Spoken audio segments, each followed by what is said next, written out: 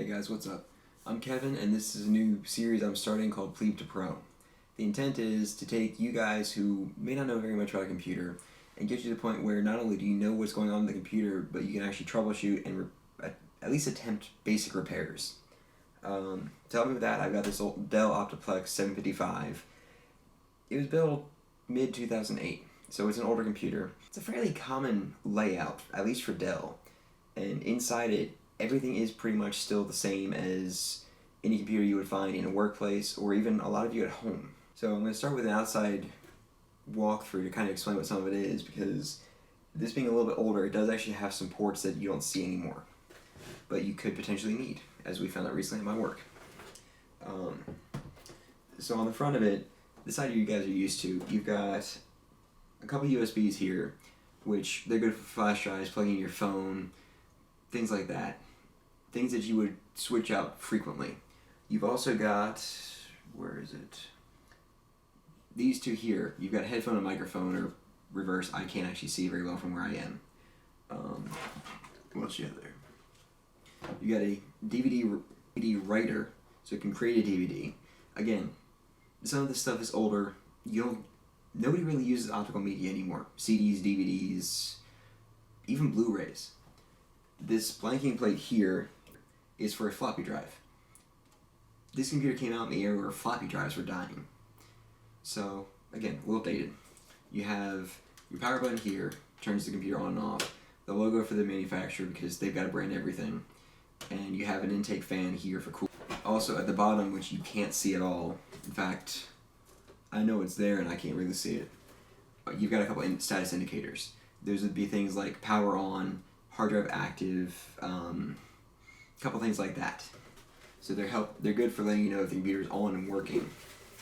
We spin around to the back, and you've got your main power in from the wall here.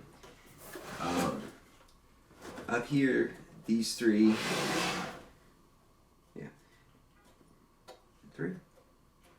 Two ports. They're audio. Green is always going to be your audio out, so that's going to connect with speakers or headphones. The pink/blue is audio in. Yeah, that's blue. So that would be in microphone input from a headset or a desktop microphone. Over here you've got Ethernet, which is networking, so hardline internet.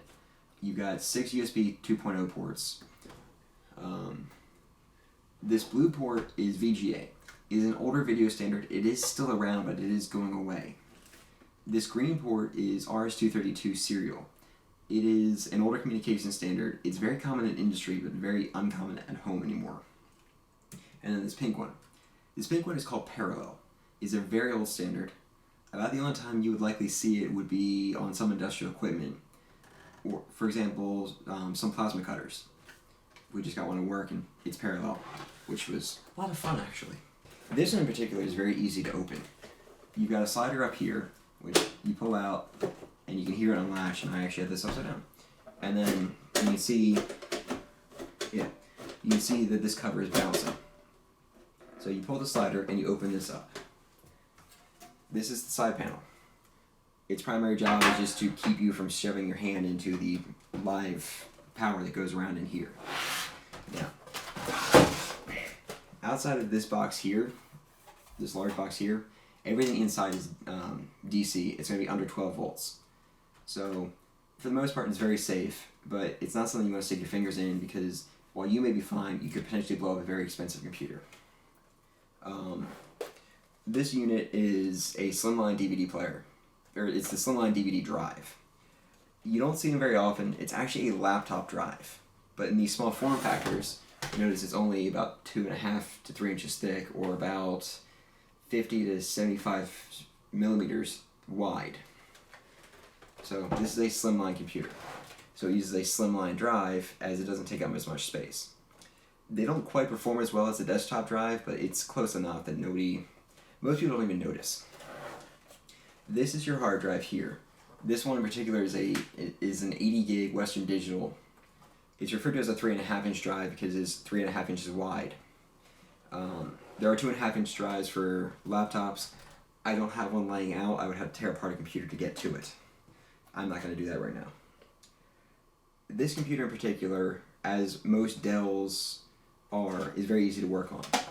If you look, anywhere you see a blue sticker or blue tabs like here, those are how you remove a component. So to remove the optical drive, you pull up on the tab, you slide it back slightly, and you have an optical drive free. Connected to the back of this orange cable is called Sata. It is serial attached. I'm going to post it at the bottom of the screen because I don't remember what it actually stands for at the moment. But it's a very common network or interface standard for any sort of storage. And this is a Slimline Sata power port. It's, I believe it's specific to laptops, but I don't see too many with that, so I'm not sure. So that's the optical drive. Down here, sorry you guys can't see this very well, I actually needed both hands. You've got the hard drive. And this one in particular has a fan attached to the bottom. The header's not coming out. I don't know why it has the fan here. It's not required. As you guys saw, I pulled these two flaps, lifted up and pulled out, and the hard drive came out. And then, if you notice, I have two blue stickers here. If I pull on those and kind of wiggle the hard drive back and forth a little bit, this is the actual hard drive. And if you look, so optical drive, hard drive. This is your SATA data interface. It's identical between the two units. This is standard SATA power for a desktop. It's much wider. It supplies 3.3 volts, 5 volts, 12 volts. The 12 volts is for the main spinning motor, which you can actually see the contacts there for. The 5 volts logic board, which actually reads the spinning, or reads the head that goes over the spinning platters. I will take apart one of these in a later video. I don't have a dead one handy, but I will either find a cheap one I don't care about, or find a dead one I can take apart. So your hard drive is your primary storage. That's where all your pictures, your games, and your operating system reside. So we're now down to this. This large green board in the back is called the motherboard. It connects everything to it. At the very bottom, you have this white connector and this black connector. The black connector is called PCIe. It is PCI Express. I'm not sure what PCI actually stands for anymore. Parallel Computer Interface, maybe? PCI is the older version. PCIe is faster, Express, faster. That appears to be, yes, as an X16 port, which means it's actually 16 times the PCIe standard. It's very common for graphics cards. Let's see where I want to go next. So, if you look up here at the top of the board, I don't know how well that's showing up on camera. Yeah, you can see that. You have these 4 very thin PCBs sitting up. That's your RAM. RAM is sometimes referred to as short-term memory. But what it does is it allows the computer to store data to it temporarily. It is insanely fast. Even this old DDR2, which is 800 megahertz, it's pretty slow for now because we're on DDR4. DDR2 is still probably 100 times faster than SSD. Even the brand new NVMe SSDs, which I don't own one, they're very expensive. But I've got 4 sticks of this in there, and you can generally tell what it is because you got 2 labels. This is the HP one specific to... Actually, that's entertaining. This is not the original RAM for this computer. It only just dawned on me that one. But if you look over here at the Samsung sticker, they frequently will tell you 1 gig, so 1 GB, 1 gigabyte. I'm not actually 100% sure what the 1RX8 means, but then you have the PC2, which means DDR2, and the 6400U, you can use that to figure out the speed. Yeah. So we've got left, the CPU is actually under this shroud, which is the heatsink. Power supply is still in there because it's the one to get out. You have the RAM here. So this is the first time I've needed a tool. This is not always the case, but a number 2 Phillips is generally the only screwdriver you actually need for a computer. If you need anything more, then either A, you're doing something wrong, B, you have a very special customized computer.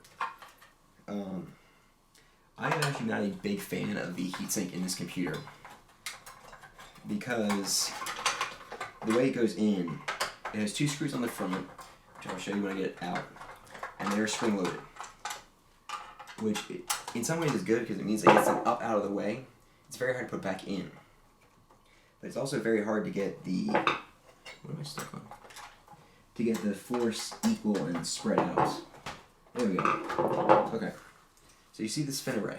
This is your heatsink. When you're trying to get rid of heat, the smaller area and the more you have, the better. So they are very thin aluminum. Aluminum is a very good heat conductor. It's not as good as copper. Oh, I got a good spread on that. It's not as good as copper, but it's very good. So what you've got left is this small metal square here. It's currently gray because it's covered in thermal paste. That is the CPU. That's the brain of the operation, and frequently one of the most expensive components in the computer. This one in particular, the way you get it out is you pull this little lever, pull it or push it towards the board and pull it away from the socket, and then lift up. That will free the lever, and then you can open the door. The door frequently has a little ledge on it, which I don't think I'll be able to show you easily without losing the CPU. And then the CPU lifts straight out. Modern CPUs, at least for Intel, use what's called a land grid array, or LGA. What that means is all you have are flat contact pads. There's no pin on the CPU. In Intel's case, they call their chipset or their sockets by the number of pins. So this chip uses an LGA 775. So it's a land grid array, meaning that there are no pins on the chip. And 775 means that there's 775 contacts. Makes sense. Nice and easy. The pins are actually in the socket on the motherboard, which my display is on the other side of the room, so I'm kind of guessing here. That is the socket. It's very dark. Yeah. That is the socket. The little square thing with all the gold colors in it. Each one of those little gold things is a pin. And I have a feeling I just got very long in this video. Probably much longer than I wanted it to be. So that's part 1. What is each component and what do they do?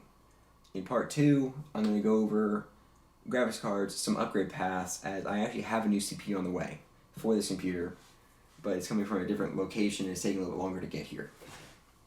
I'm not going to go over thermal paste application because that is something that is A, hotly debated, and B, handled by just about every computer YouTube channel. Part 3, I'll probably get into operating systems, and from there, I'm actually probably going to need you guys' help to kind of direct me on where you want me to go. I could make it keep going from there. There's plenty I know about computers, there's plenty I can do with them, but I'm trying to make this series for you guys so that you can learn and you can know. So if there's more you want to know, the first 3 videos are the only ones I really have planned. Beyond that, I would like your feedback.